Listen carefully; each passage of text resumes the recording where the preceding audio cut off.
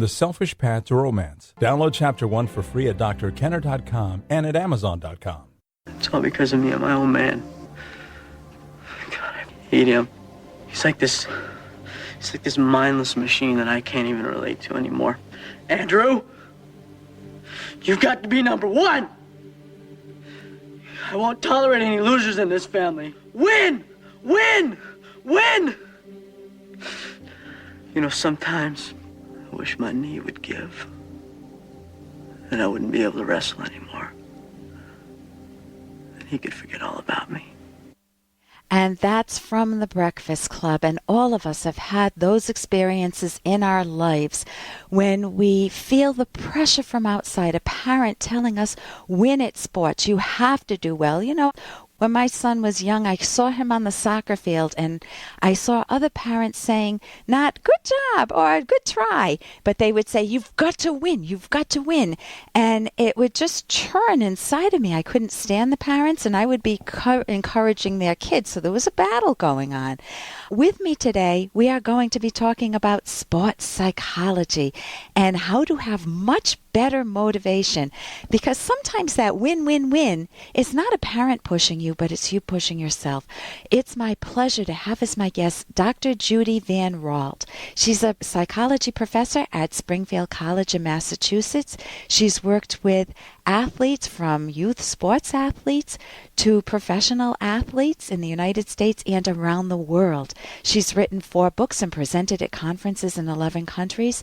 Judy is a certified consultant and is listed on the United States Olympic Committee Sports Psychology Registry. Welcome, Judy. It's a pleasure to be here. Judy, how do you help a child go from feeling pushed to really engaging in a sport?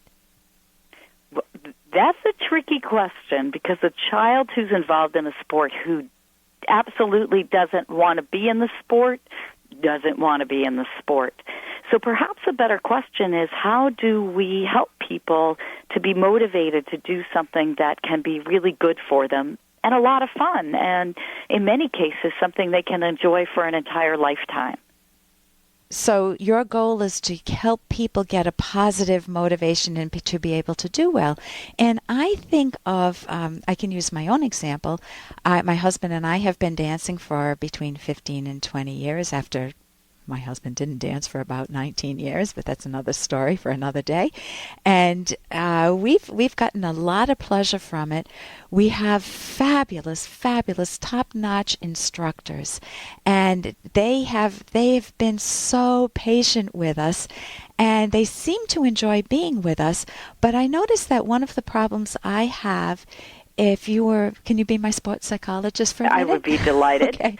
One of the problems I have is that I know I've made progress. However, I feel guilty when they have to teach me the same thing over and over again. I don't have the time to practice, and I don't know how to manage that guilt in my own mind.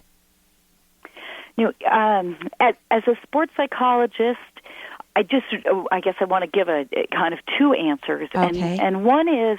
Hey, I got to interrupt this because we've got to pay some bills. 30 seconds, that's it. A very quick ad, and then Ellen will be back. Romance.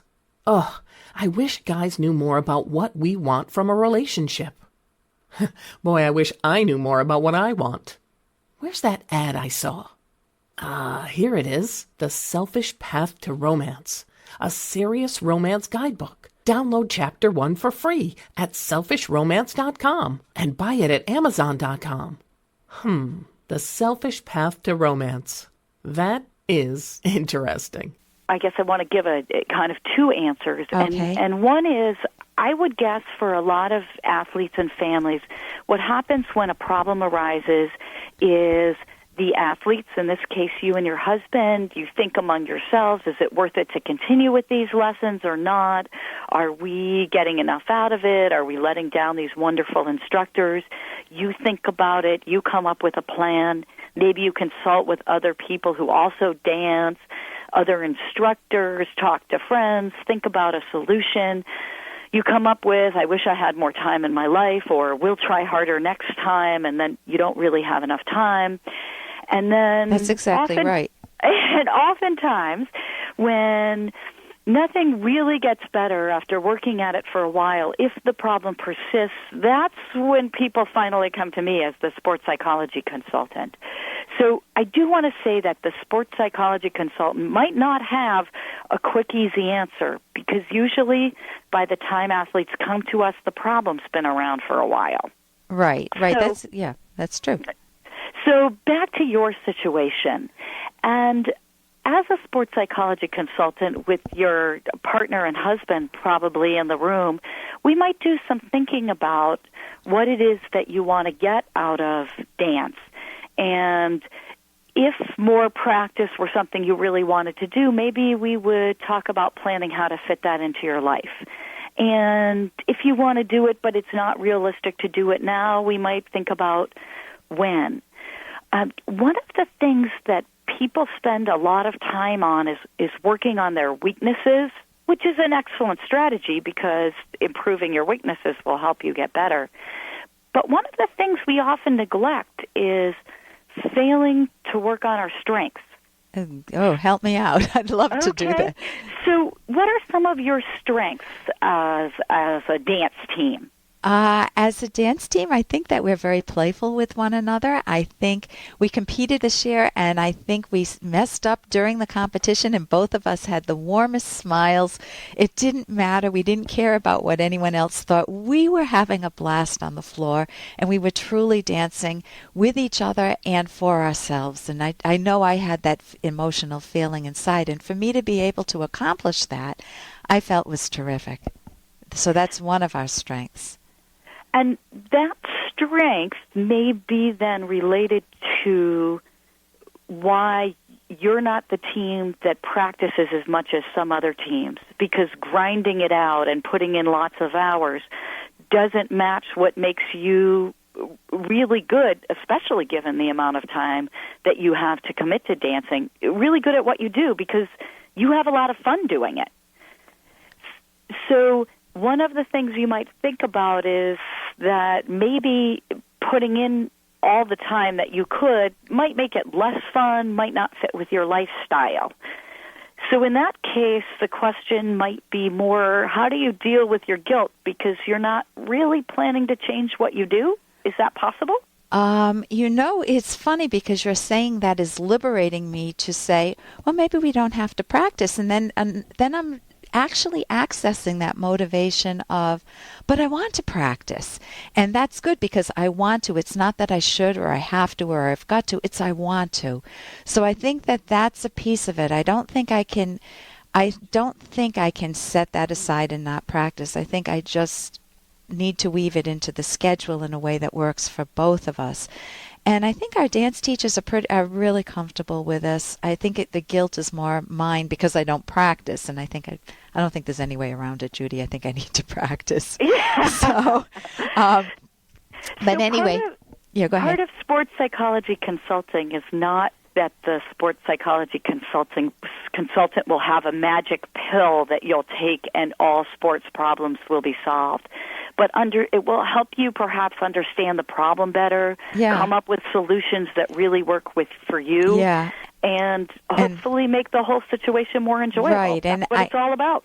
You used something that I think I remembered you saying was the Columbo method. You actually had me talk about it, and it's like I solved my own problem. And, by listening to myself and you giving me permission to do exactly what I have been doing, I solve the problem because I need to be able to practice, and I want to now.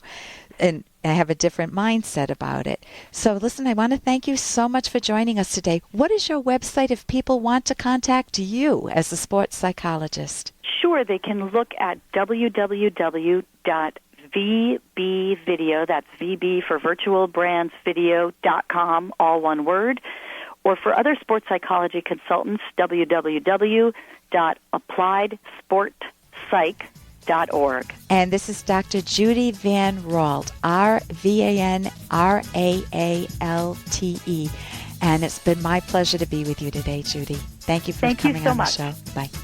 For more Dr. Kenner podcast, go to drkenner.com and please listen to this ad. Here's an excerpt from The Selfish Path to Romance, the Serious Romance Guidebook by clinical psychologist Dr. Ellen Kenner and co-author Dr. Edwin Locke. Initially, you learn about your partner one detail at a time. After you've gotten to know your partner well, and this may take years, there will be times when you find that you know what your partner is thinking or feeling about many issues without your partner saying anything, because your acquired knowledge will have become automatic. But do not assume you will ever know every opinion your partner holds on every issue. Remember, your partner has free will and the power of independent thought. Partners' values, preferences, and viewpoints may change over time. Both partners may encounter totally new ideas and experiences, and the reactions may sometimes be unpredictable. The need to communicate clearly and with respect never ends. You can download Chapter 1 for free by going to drkenner.com and buy it at amazon.com.